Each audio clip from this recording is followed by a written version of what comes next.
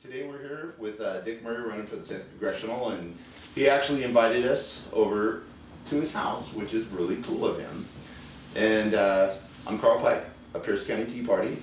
So let's get right down to it, Dick. Okay. How are you doing, buddy? Doing really good. Good. Thanks for coming on over. Yeah. I noticed when I got here that he was actually working out with his rowing machine, and it's kind of funny, but since the last time we've seen him, he's lost 40 pounds. Yeah. So he's going to be some hardcore athletic guy here, running some marathons and swimming lakes and stuff like that. So tell us how your campaign's going. Well, it's going really well. It's the good news is 80 to 85% of the people in the new 10th Congressional District, which, you know, Google 10th Congressional District map and you can see it. 60% live in Pierce County, and approximately 80% of the voters have seen my name on the ballot before. So I have great name recognition. People know who I am, for better or for worse, and so I'm starting out with a pretty good base of support. And so we have, we took all the volunteers we had from the 2010 campaign, and we have about 90% of them still working and helping out with the 2012 campaign. Now, if I'd never known you before and I'm a new voter, say I was, and my first time meeting you, what would you say, and how would you get people more involved, and what do you have to offer as a conservative? Well, I have now, besides the fact that I've been a principled conservative all my life, I now have a 14-year voting record as on the Steilacoom School Board, and in my 9th and final year on the Pierce County Council, of a principled conservative voting record. I'm the type of guy that gets things done, whether it's performance audits or public safety reviews, and looking for those ways where we can save money. To me, being a fiscal conservative means finding how we can do better government for less money and without raising taxes. Now, also tell us about your opponents that you're running against. Well, there's a lot of controversy out there, so why don't you open it up and... Well, we got two of them. Stan Fleming, who's recently announced that he's a Republican, who's running on the Republican ticket, and Denny Heck, who's a lifelong Democrat also, who's running. Both of them have something in common. They're both Evergreen State College Board of Trustees, and you think the way Evergreen State colleges run well, then you have two choices between them. But I am the only principled conservative running. They both have lifetime voting records of bigger government, more taxes, more intrusions on our freedoms and our liberties. And tell us what you're doing right now and stuff. Tell us what your job is for people that don't know out there. Tell us what you do. And well, I'm on the Pierce County Council, and I represent District 6 on the council, which is the Greater Lakewood, Joint Base Lewis McChord, Parkland, DuPont, Steilacoom, Anderson Island area. I'm also on the Health Board. I was the past chairman for the last 2 years on the Health Board. I'm the chairman of the Performance Audit Committee. We're always auditing, looking at the Pierce County government agencies and how we can do better. I've been on that for 8 years, and I've been the chairman for 6 years. And we do a series of funded audits and make recommendations on how we can save money or deliver better services to the customer. I'm on the Public Safety and Human Services Committee, the Law and Justice Council, and I'm also on the Optimum Mental Health Board of Directors. So we're always looking for, we have representation there to make sure that services are delivered efficiently, effectively, and are within the public interest. so when you do get elected for Congress, what are the first things you're going to do?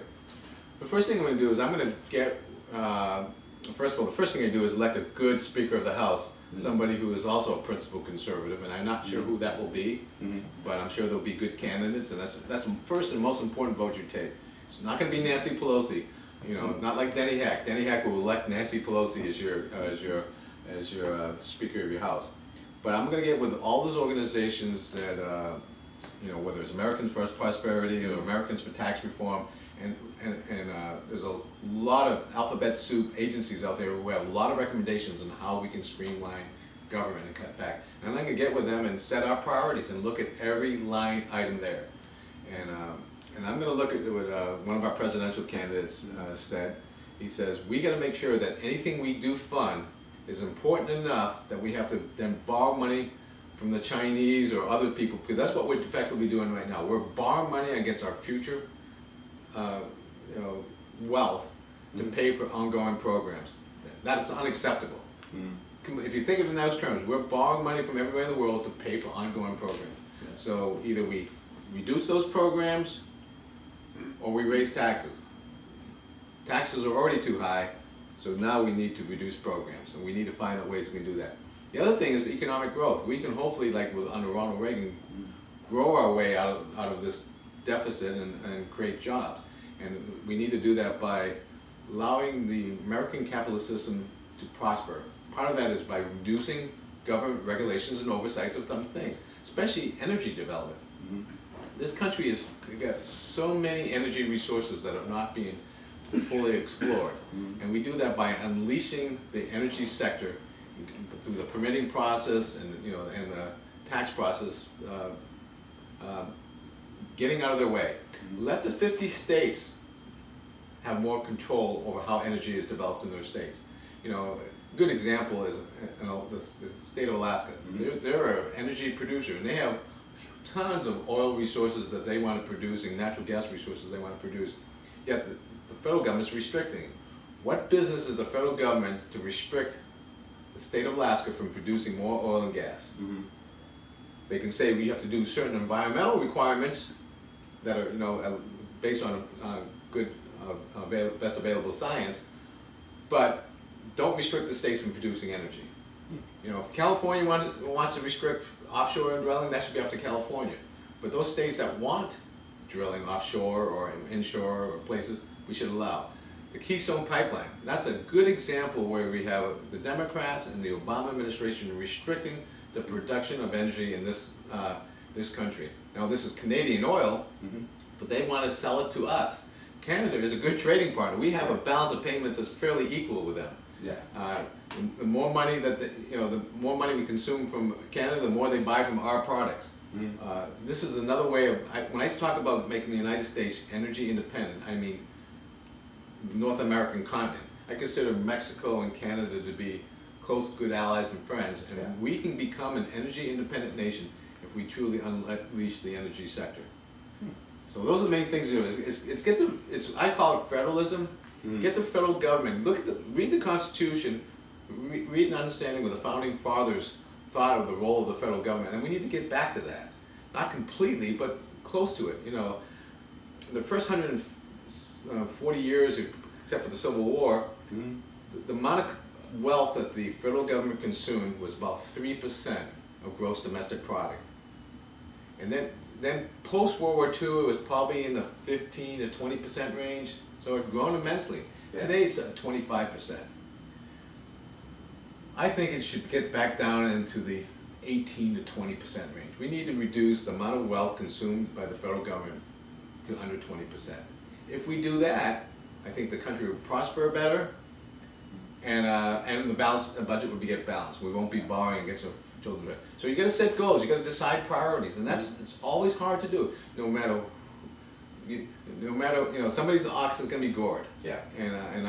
But I'm willing to make those tough decisions. When I get elected to Congress, I may only last 2 years there. I may come back home in 2014 and not get elected again because I made tough decisions. Yeah.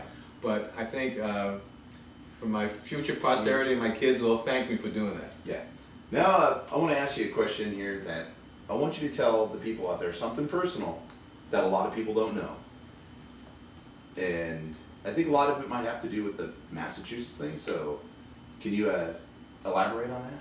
What do you mean as far as... your personal thing, your personal about the Massachusetts. We talked about it a little while ago and you went into a different voice of where you grew up. Yeah, I'm originally from Massachusetts. Yeah, give me a few beers, I'll show you how to party with the best of them, But I am the oldest of 6 from a blue-collar mixed family of an Italian-American father and an English-German mother. And they got married in 1953, and that's when I was born, in the end of 1953. And grew up in Massachusetts, and that's where all my brothers and sisters live.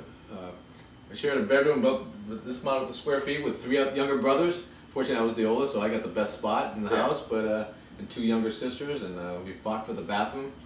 But but it's kind of great growing up in a household with 6 of us, all about the same age, and all born in the 50s and early 60s, and I went to college. Fortunately, I went to college because of on a wrestling scholarship. I was a fairly good high school wrestler. pretty tough fighter, and I went to college and wrestled for